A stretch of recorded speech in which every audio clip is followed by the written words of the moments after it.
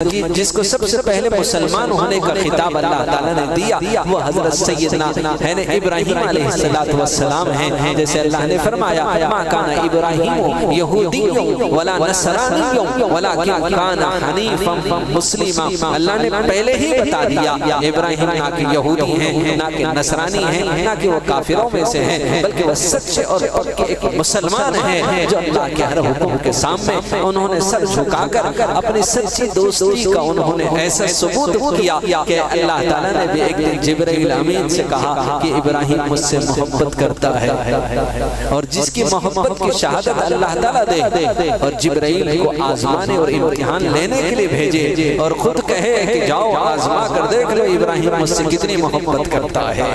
ابراہیم علیہ السلام کی محبت کی شہادت خود دے اور جبرائیل سے کہے کہ جاؤ آزما کر دیکھ لو وہ مجھ سے کتنا پیار کرتا ہے۔ ابراہیم علیہ السلام جنگل میں بکریاں چرا رہے تھے اور جبرائیل انسانی شکل میں ایک مسافر کا روح اختیار کیے ہوئے قریب سے گزرنے لگے۔ ادھر بکریاں ابراہیم چرا رہے ہیں، ادھر سے جبرائیل انسانی شکل میں ایک مسافر کی طرح راستے سے گزرتے ہوئے اللہ تعالیٰ کی حمد، اس کی پاکی، اس کی بڑائی، اس کی کبریائی، اس کی شان بیان کرتے ہوئے کہتے ہیں سبحان ذی الملک والملکوت، سبحان ذی العزت والعظمت والہیبت والقدرت والکبریاء ذی الجلال والاکرام۔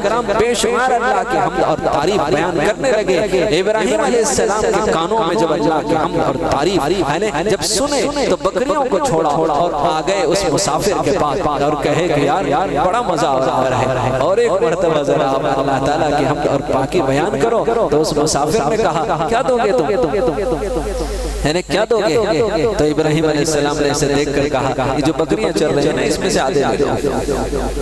500 بکریاں تھیں یا 1000 بکریاں تھیں؟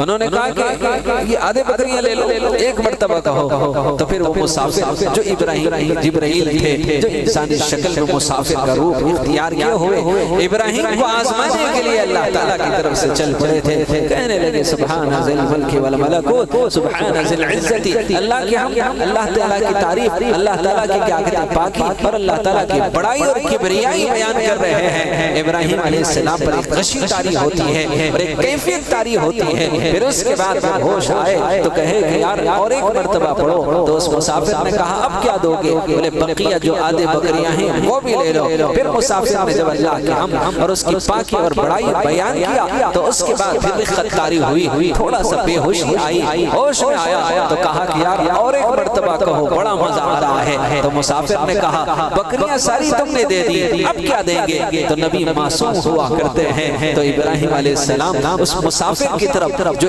جبرائیل تھا انسانی شکل میں مسافر کا روپ لیے ہوئے آزمانے اللہ کی طرف سے چل پڑا تھا۔